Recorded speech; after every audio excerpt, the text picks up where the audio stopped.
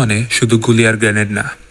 যুদ্ধ মানে এমন কিছু মুহূর্ত যেখানে বীরত্ব আর আত্মত্যাগ একসাথে বাঁচতে শেখায়।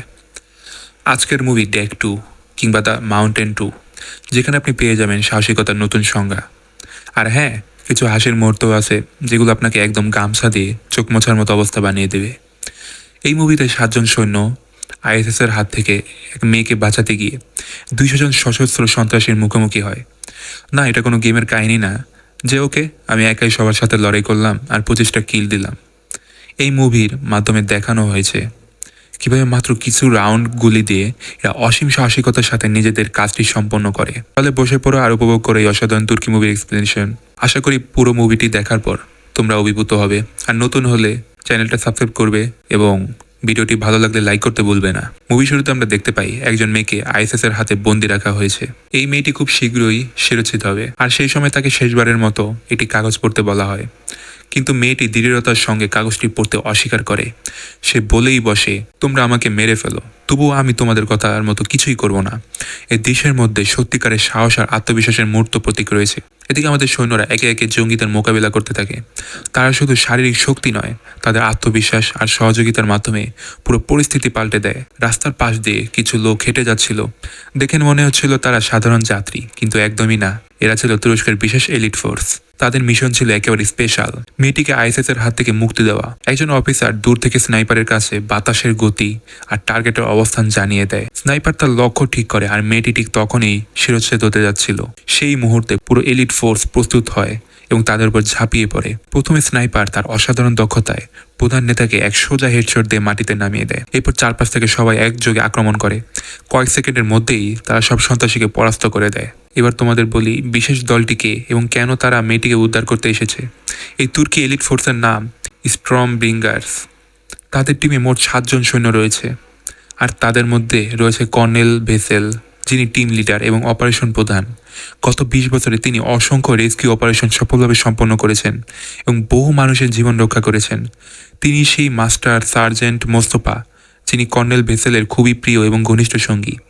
এই ফোর্সের মধ্যে মোস্তফা একজন প্রতিভাবান সৈনিক, আর কর্নেল ভেসেলের 2 প্রিয় ছাত্র ওক্স আর বেকির এই মিশনের সবচেয়ে গুরুত্বপূর্ণ সদস্য। তারা বলা যায় যদি কোনো কারণে মোস্তফার বদলির প্রয়োজন হয়, তবে বেকির আর ওক্সই হবে তাদের প্রথম পছন্দ। এই মুভির মূল চরিত্র হলো ওক্স আর বেকির, যাদের সাহস আর দক্ষতার মাধ্যমে পুরো ফ্রন্টলাইনে এগিয়ে চলে। এই দলের মধ্যে আরিফ হলো টিমের সেরা স্নাইপার, যার চোখের নিশানা এতই নিখুঁত যে শত্রুর মাথার মাপ শেষ চোখ বন্ধ করেই করে। সার্জেন্ট বেব্রাস, তিনি একজন বিস্ফোরণ বিশেষজ্ঞ। অনেকে বলে বেব্রাসের হাতে যদি কোনো স্লাইন থাকে, তাও বিস্ফোরণের ভয়ে সবাই দূরে চলে যায়। সার্জেন্ট ইসরেফ, যিনি হাতে শটগান নিয়ে যুদ্ধে ঝাঁপিয়ে পড়ে এবং আরেক হাত দিয়ে শত্রুর অঘটন ঘটিয়ে ফেলে। তার নাম শুনলে শত্রুরা থরথর করে কাঁপে। যেই মেয়েটিকে তাদের উদ্ধার করতে পাঠানো হয়েছে তার নাম সায়েদা। পেশায় সে একজন টার্কিশ সাংবাদিক, যিনি ইরাক তুরস্ক সীমান্তে সংবাদ সংগ্রহ করতে গিয়ে আইএসএস এর হাতে ধরা পড়ে। তুর্কি নাগরিক হওয়ায় সায়েদাকে রক্ষা করার জন্য এই বিশেষ এলিট বাহিনীকে পাঠানো হয়। তাদের লক্ষ্য একটাই, যে কোনো মূল্যেই সায়েদাকে তুর্কিতে ফিরিয়ে আনা। কিন্তু অপারেশন হবে একেবারে গোপনে, যেখানে আইএসএস এর প্রতিটি পদক্ষেপের নিচে হত্যার হাতছানি। সায়েদাকে সফলভাবে উদ্ধার করার পর তাদের প্রধান কাজ হলো যত দ্রুত সম্ভব এই বিপজ্জনক উপত্যকা পার করে নিরাপদ স্থানে পৌঁছানো। কিন্তু পথটা সহজ নয়, কারণ শত্রুরা তাদের তাড়া করছে। প্রতিটি পদক্ষেপে মৃত্যু তাদের পেছনে স্যান্ডেলের মতো ঘুরে বেড়াচ্ছে। ল্যান্ডিং জোনে পৌঁছানোর পর সায়েদা এক অদ্ভুত আবেগ ভরা অবস্থায় ছিল। সে ছিল এক ধরনের সেনাবাহিনী বিরোধী ব্যক্তিত্ব, যার চোখে সেনাবাহিনীর কাজ শুধু হত্যাই করা। মানবাধিকার নিয়ে কাজ করতে গিয়ে তার মধ্যে একটা ধারণা তৈরি হয়েছিল যে সেনাবাহিনী কখনোই মানুষের ভালো করতে পারে না। সায়েদা প্রশ্ন করলো, এত মানুষ থাকলেও কেন আমাকেই তোমরা রক্ষা করতে এলে? বেকির উত্তরে বলে, তুমি আমাদের দেশের নাগরিক, আমাদের দায়িত্ব তোমাকে সুরক্ষা দেওয়া। সায়েদা তখন বলে, তবে তো এখানে আরো অনেক লোক আছে, তাদের কি হবে? তাদের জন্য তো সেনাবাহিনীর কোনো দায়িত্ব নেই। কর্নেল জানালেন, আমরা শুধু নিজেদের দেশের নাগরিকদের সুরক্ষা দিয়ে থাকি, আমাদের আবেগ ও দায়িত্বের পরিধি এখানেই সীমাবদ্ধ। এসব শুনে সায়েদা রেগে গিয়ে চলে যাওয়ার সিদ্ধান্ত নিল, কিন্তু টিমের সদস্যরা তাকে জোর করে নিয়ে গেল। পুরো টিম এগিয়ে চলতে থাকে, একে অপরের পাশে দাঁড়িয়ে। বেকির আর ওক সামনে প্রহরী হিসেবে দাঁড়িয়ে থাকে, আর সায়েদাকে নিয়ে তারা কঠিন পথে পাড়ি দিতে থাকে। সায়েদা যখন বলে, তুমি শুধু নিজেদেরই চিন্তা করো, বেকির বলে, আর তো কিছু করার নেই সায়েদা। মরুর পথে হাঁটতে হাঁটতে বেকির বলে, আমরা যেখানেই যাই একসাথেই যাই, আমাদের ভাগ্য এক সূত্রে গাঁথা। তাদের এই মিশনের কারণ কি তা জানতে আমরা দেখি এক ফ্ল্যাশব্যাক। একদিন ওকস আর বেকির এক রেস্তোরাঁয় বসেছিল।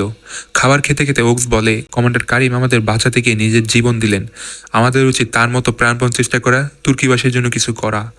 বেকির একটু হাসলো, তবে এবারের মিশন আমি যেন পায়ে আঘাত না পাই। ওকস তখন বলে, তুমি তো জানো স্টিলের পথে হাঁটতে গেলে আমি অনেক হোঁচট খাই।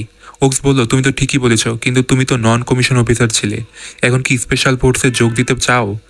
বিকির বলল, আমার পা তো চলছে না, তবে আমরা কর্নেল বেসেলকে বলবো তিনি যেন আমাদের যোগ্যতা পরখ করে দেখে। তাদের কথা শুনে কর্নেল বেসেল বললেন, আমি যদি তোমাদের জায়গায় থাকতাম তবে নিজের জীবন দিয়ে হলেও কমান্ডারকে রক্ষা করতাম, আর যদি না পারতাম তবে প্রতিশোধ নিতে পারলেও নিতাম। তখন বেকির এবং ওকস বলে, আমরা সেটাই চাই। এরপর দেখতে পাই কর্নেল 200 জন সৈনিকের মধ্যে মাত্র 20 জনকে সিলেক্ট করবে। এর মধ্যে আমাদের বেকির এবং ওকসও সিলেক্ট হয়।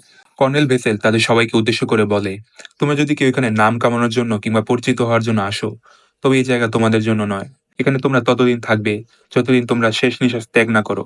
এখানে তোমাদের সামনে, পাশে, পিছনে শুধু তোমাদের সহযোদ্ধারাই থাকবে। তাই যদি কেউ নাম কামাতে এখানে এসে থাকো, তবে এখনই চলে যেতে পারো। এরপর দেখা যায় ওকস এবং বেকিরের কঠিন থেকে কঠিন ট্রেনিং শুরু হয়ে গেছে। কর্নেল বেকিরকে বলেন, তোমার পা নষ্ট নাকি তোমার ব্যথা রয়েছে তা আমি দেখব না। আমি শুধু এতটুকুই জানি, 1 মিনিটের মধ্যে তোমাকে দৌড়ে আবার এখানে আসতে হবে। শুধু তোমার শরীর তোমাকে বলবে আমি আর পারছি না, তোমার মনকে শক্ত রাখতে হবে। কিন্তু বেকির তার এই ভাঙা পা নিয়ে কিন্তু বেকির তার এই ক্ষতবিক্ষত পা নিয়ে অনেক ধীরে ধীরে আসতে থাকে। তখন কর্নেল বলে, তুমি যদি নির্দিষ্ট সময়ের মধ্যে দৌড়ে আসতে না পারো, তবে তোমার বন্ধু ওক্সকে ওই মিশন থেকে বাদ দিয়ে দেব। এই কথা শুনে বেকির খুব দ্রুত তার পায়ের ব্যথা সহ্য করে সেখানে চলে আসে। এরপর তাদের রাত্রের বেলা পানির মধ্যে দাঁড়া করিয়ে রাখা হয় এবং হাতে একটি স্পঞ্জ ধরিয়ে দেওয়া হয় এবং বলা হয়, সকালে যদি কারোর স্পঞ্জে 1 ফোঁটা পানি পাওয়া যায় তবে তাকে এই মিশন থেকে বাদ দিয়ে দেওয়া হবে। কঠিন ঠান্ডার রাতে তারা পুরো রাত এভাবে দাঁড়িয়ে থাকে। এরপর তাদের হাত বেঁধে উপর থেকে ফেলে দেওয়া হয়, যেন না তারা যেন তারা যে কোনো কঠিন পরিস্থিতি সামাল দিতে সক্ষম হয়। এরপর শুরু হয় তাদের সবচেয়ে ভয়াবহ টেস্ট। তাদের সকলকে 3-4 দিন না খাইয়ে হাত পা বেঁধে রাখা হয়। এরপর তাদের সকলকে একত্রিত করে বলা হয়, আজ পোলাও, কোরমা এবং ভেড়ার গোশত রান্না করা হয়েছে, তবে সেটা তাকেই দেওয়া হবে যে তার হাতের নামটি বলতে পারবে।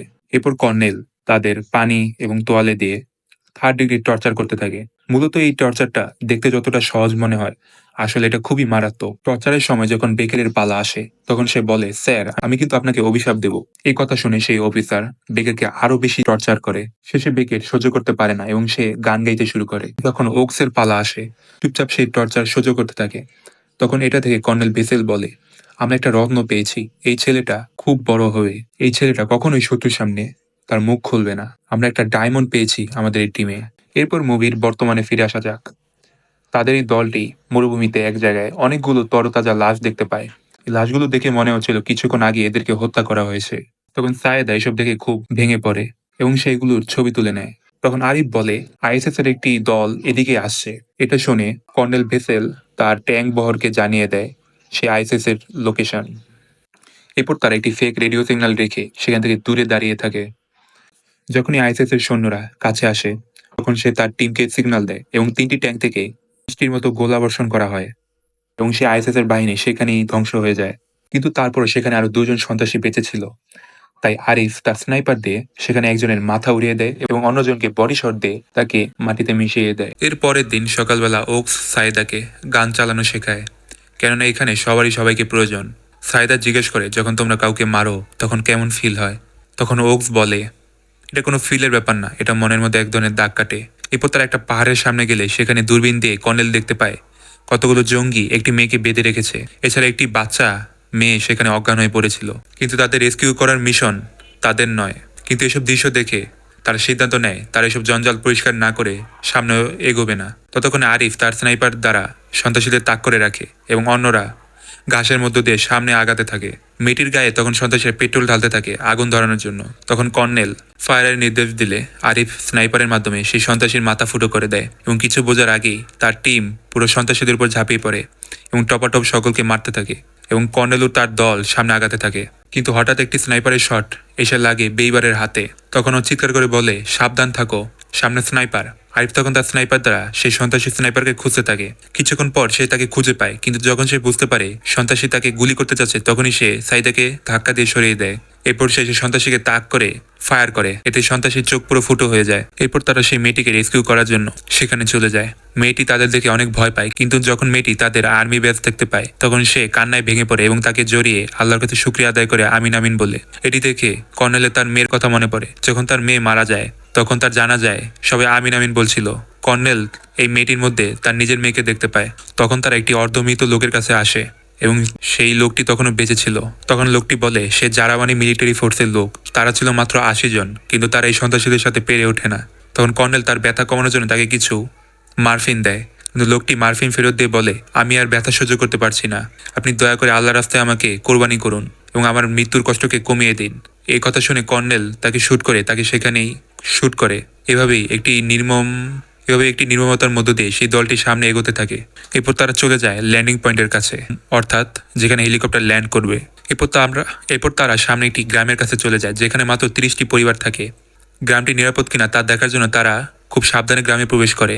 এরপর সেই ছোট মেয়েটি দৌড়ে গিয়ে এক মহিলাকে জড়িয়ে ধরে। তখন সে বুঝতে পারে এই মেয়েটি এই গ্রামেই থাকে এবং তখন তাদের এক বৃদ্ধ লোকের সাথে দেখা হয়। বৃদ্ধ লোকটি তাদের দেখে চিনতে পারে এবং তাদের বাড়িতে আশ্রয় দেয়।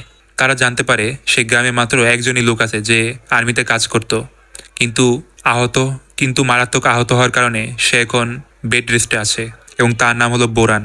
সেদিন রাতে তারা জানতে পারে পরের দিন সকালে 100 জন আইএসএস এর সন্ত্রাসী সেই গ্রামটি লুটপাট করতে আসবে। তখন তারা সিদ্ধান্ত নেয় তারা পরের দিন সকালে সেই গ্রাম থেকে চলে যাবে। কিন্তু সাইদা এটা শুনে বলে আপনারা নাকি হিরো, আপনারা নাকি মানবতার জন্য কাজ করেন, এই আপনাদের সাহসিকতা। আমি এই গ্রামে থেকে যাব এবং সেই সন্ত্রাসীদের সাথে লড়াই করব। তখন কর্নেল ওক্সকে জিজ্ঞাসা করে আমার জায়গায় তুমি থাকলে কি করতে? তখন ওক্স বলে আমি কখনোই এদের একা রেখে ফেলে যেতাম না। তখন কর্নেল বলে ওক্স তুমি একদিন অনেক বড় হবে, সবাই তোমার দিকে তাকিয়ে থাকবে। পরের দিন সকালে কর্নেল সমস্ত বাচ্চাদের সেই ল্যান্ডিং পয়েন্টে নিয়ে আসে এবং হেলিকপ্টার করে সকলকে পাঠিয়ে দেয়। সেই সাথে সে সাইদাকেও পাঠিয়ে দিতে চায়, কিন্তু সাইদা প্রথমে রাজি হয় না। কিন্তু কর্নেল বলে তুমি যদি আমাকে এতটুকু সম্মান করে থাকো তবে তাদের সাথে চলে যাও। এবং তার হাতে একটি চিঠি দিয়ে কর্নেল বলে এটি তুমি তুরস্কে গিয়ে খুলবে, এর আগে খুলবে না। এরপর হেডকোয়ার্টার থেকে তাদেরকে কল করা হয় যে তোমরা কেন হেলিকপ্টারে আসলে না। তখন কর্নেল বলে তার টিম সিদ্ধান্ত নিয়েছে যে তারা এই গ্রামকে রেস্কিউ না করে এখান থেকে এক পাও এগোবে না। তখন হেডকোয়ার্টার থেকে বলা হয় আল্লাহ তোমাদের হেফাজত করুক, আমি সকলকে জীবিত হিসেবে দেখতে চাই। তখন তারা গ্রামের মধ্যে ঘোরাঘুরি করে এবং প্ল্যান করে কিভাবে তারা মাত্র 7 জন 100 জন সন্ত্রাসীকে ধ্বংস করবে। কর্নেল তখন বলে এটা কোনো গেম না, 100 জন সন্ত্রাসীকে মারা কোনো মুখের কথা নয়, তবে আমরা আমাদের বুদ্ধি দিয়ে হারাতে পারবো। তখন বেইবার বলে আমি আবার হেভি মেশিন গানের অ্যামিউনেশনকে বোমে কনভার্ট করতে পারি, যা অনেক গুরুত্বপূর্ণ ভূমিকা পালন করতে পারবে। এছাড়া তাদের কাছে ছিল 2টি রকেট যা তারা বিশেষ মুহূর্তে ব্যবহার করবে। তখন স্নাইপার আরিফকে পাঠানো হয় মসজিদের মিনারে। সে মিনার দেখে বলে ছোটবেলায় আমার ইচ্ছা ছিল মুয়াজ্জিন হওয়ার, কিন্তু আজ মুয়াজ্জিন না হয়েও মিনারে উঠতে হচ্ছে কিছু সন্ত্রাসী মারার জন্য। তখন কর্নেল গ্রামের সবাইকে একটি বাংকারে নিয়ে যায় এবং সেখানে রেখে আসে। কর্নেল সেই মেয়েটিকে গোলাবারুদ আনানোর কাজে এবং বোরানকে একটি AK-47 দিয়ে নিরাপদ জায়গায় রেখে আসে। এরপর সবাই সবার পজিশন নিয়ে অপেক্ষা করতে থাকে সন্ত্রাসীদের জন্য। হঠাৎ আরিফ সিগন্যাল দেয় যে সন্ত্রাসীরা আসছে, কিন্তু সে জানায় এখানে 100 জন না বরং 200 জনেরও বেশি সন্ত্রাসী রয়েছে। এছাড়া তাদের কাছে রয়েছে আমেরিকার বিশেষ ট্যাঙ্ক আব্রাহাম। কর্নেল ও তার দল আগে থেকেই মাটিতে মাইন পুঁতে রেখেছিল। কর্নেল অপেক্ষা করছিল কখন তারা সেই মাইনের কাছে আসবে। যখনই তারা তার কাছে আসে তখন তারা সেটি প্রেস করে তারা কয়েক বহর সন্ত্রাসীকে হত্যা করে। এরপর আরিফ তার স্নাইপারের দ্বারা একের পর এক সন্ত্রাসীকে কিল করতে থাকে। সে ট্যাঙ্কের সেই চালককে লক্ষ্য করে শুট করে, কিন্তু একটু জন্য সেটা মিস হয়ে যায়। কর্নেল এবং ও ফ্রন্ট লাইনে ফাইট করতে থাকে, কিন্তু তারা সেই ট্যাঙ্কটিকে থামাতে পারছিল না, তাই তারা গ্রামে পুশব্যাক করে। এদিকে বেইবার তার মেশিন গানের দ্বারা সবগুলোকে পাখির মতো মারতে থাকে। বোরান তার AK-47 দিয়ে অনেকগুলো সন্ত্রাসীকে মারতে থাকে, কিন্তু হঠাৎ তার AK-47 জ্যাম হয়ে গেলে একটি সন্ত্রাসী তাকে আক্রমণ করে বসে, কিন্তু সেখানে এসে পেশে কোনোভাবে তাকে বাঁচিয়ে নেয়। হঠাৎ গ্রামের মধ্যে ট্যাঙ্ক ঢুকে পড়লে কর্নেল বেইবারকে রকেট নিয়ে আসতে বলে। তখন মেয়েটি অনেকগুলো গোলাবারুদ এবং রকেট নিয়ে দৌড়ে আসতে থাকে। সন্ত্রাসীরা তাকে তাক করে গুলি করতে থাকে, কিন্তু কোনোভাবে মেয়েটি বেঁচে আসে এবং সব গোলাবারুদ নিয়ে আসে। এদিকে আরিফ তার স্নাইপার দ্বারা পুরো জোনটি কভার করতে থাকে। সেই ট্যাঙ্ক চালক বুঝতে পারে যে মসজিদের মিনারে স্নাইপার রয়েছে, তাই সে মসজিদের মিনার লক্ষ্য করে গুলি করে। এমন সময় তখন বেইবার সেই রকেট নিয়ে ট্যাঙ্কের সামনে দাঁড়িয়ে থাকে এবং ট্যাঙ্কের লক্ষ্য করে গুলি করে এবং আব্রাহাম ট্যাঙ্কটি ধ্বংস করতে সক্ষম হয়। এরপর আমরা দেখতে পারি আরিফ সে তখনও বেঁচে আছে। সে আবারও সেই তার স্নাইপার নিয়ে আগের পজিশনে ফায়ার করতে থাকে। এদিকে কর্নেল এবং মোস্তফা একটি জায়গায় ফেসে যায়। তখন মোস্তফা বলে আপনি এখান থেকে চলে যান। মোস্তফা আরো বলে আমি একজন হিরো, নিজের জীবন বাজি রাখতে রাজি আছি। তখন কর্নেল তাকে বিদায় জানিয়ে সেখান থেকে চলে যায়, কিন্তু হঠাৎ জঙ্গিরা তাকে ফায়ার করে বন্দি করে ফেলে এবং আরিফ তার স্নাইপার দ্বারা সেই সন্ত্রাসীদের টার্গেট করে, কিন্তু মোস্তফা কিন্তু সে মোস্তফাকে ইশারায় ফায়ার করতে না করে দেয় এবং তার কাছে থাকা একটি গ্রেনেড বের করে বলে, আমার ছেলেকে দেখে রেখো আরিফ। এবং সে গ্রেনেডের পিন খুলে, ফলে সেখানে শেষ ও সকল সন্ত্রাসী মারা যায়। তার এই আত্মত্যাগ দেখে পুরো টিম ভেঙে পড়ে। হঠাৎ সেই মেয়েটি এবং বোরানের গায়ে গুলি লাগে, তাই তারা তাকে দ্রুত সেখান থেকে সরিয়ে নিতে যায়। কিন্তু হঠাৎ এক স্নাইপার এসরেফের বুক এফুর করে দেয়। তখন এসরেফ মাটিতে বসে পড়ে। তখন সে আরিফকে বলে, তুমি আমাকে ঢাল বানাও এবং সেই স্নাইপারকে মেরে ফেলো। আরিফ বলে, এটা আমি করতে পারবো না। তখন এসরেফ বলে, আমার শরীর আর নড়ছে না, তুমি আমার মাথাকে ব্যবহার করে সেই সন্ত্রাসীকে মেরে ফেলো। তখন আরিফ তাকে কভার হিসেবে ব্যবহার করে সেই সন্ত্রাসী স্নাইপারকে মেরে ফেলে। ততক্ষণে তাদের টিম পুরো লাস্ট ব্যাকআপে চলে যায় এবং তাদের কাছে মাত্র অল্প সংখ্যক গোলাবারুদ রয়েছে। কিন্তু তখনও 30 থেকে 40 জনের মতো সন্ত্রাসী বেঁচে আছে। তখন তারা তাদের সাধ্যমতো সকল সন্ত্রাসীদের মারতে থাকে। কর্নেল দেখে এক আত্মঘাতী বোমারু তাদের দিকে দৌড়িয়ে আসছে। তখন কর্নেলের কাছে ছিল মাত্র 1 রাউন্ড গুলি। সে ফায়ার করতেই এক সন্ত্রাসী এসে সেই বোমারুকে বাঁচিয়ে নেয়। এরপর উপায় না দেখে কর্নেল তার দিকে দৌড়ে যায় এবং সে তার হাত চেপে ধরে যেন সে বোমা ব্লাস্ট করতে না পারে। এবার পেছন থেকে গুলি করা হলে সেই সন্ত্রাসী মারা যায় এবং কর্নেল মাটিতে শুয়ে পড়ে। এই দেখে বাকি 3 জন তাদের সর্বোচ্চ শক্তি ব্যবহার করে সকল সন্ত্রাসীদের মেরে ফেলে এবং কর্নেলের কাছে চলে যায়। কর্নেল তখন তাদের বলে, আমার সময় ফুরিয়ে এসেছে, তোমরা আমাদের সকল সুন্দর মুহূর্ত মনে রেখো এবং তোমাদের দিকে পুরো জাতি তাকিয়ে থাকবে। এই বলে সে শেষ নিঃশ্বাস ত্যাগ করে। পুরনো দৃশ্য দেখতে পাই, সেই সাংবাদিক মেয়েটি ছিল ঘোর আর্মি বিরোধী। তখন সবাই বলে, যদি সে আর্মি বিরোধী হয়ে থাকে তবে কেন আমরা তাকে বাঁচাতে যাচ্ছি? কিন্তু কর্নেল বলে, সবাই যদি আমাদের ঘৃণাও করে তবেও তাদের সুরক্ষা দেওয়া আমাদের কাজ। এরপর দেখতে পাই, সেই মেয়েটি যখন তুরস্কে পৌঁছায় তখন সে তার হাতে চিঠিটি খুলে দেখে সেখানে কর্নেল লিখেছেন, তুমি দেখতে আমার মেয়ের মতো। আমার মেয়ে কখনো অন্যায় সহ্য করতে পারতো না, তাই তোমার মধ্যে আমার মেয়েকে খুঁজে পাই। এটা দেখে সায়েদা কান্নায় ভেঙে পড়ে। তখন তারা 3 জন সেই ল্যান্ডিং পয়েন্টে চলে যায় এবং তাদের রিসিভ করতে 3টি হেলিকপ্টার চলে আসে এবং সকল গ্রামবাসী তাদের পীরের মতো বিদায় দেয়। এই সিনের মাধ্যমে এই মুভিটি শেষ হয়। আজকে এক্সপ্লেনেশন যদি ভালো লাগে তবে অবশ্যই সাবস্ক্রাইব করবে এবং এই মুভির ডাউনলোড লিঙ্ক ডেসক্রিপশন বক্সে দেওয়া থাকবে।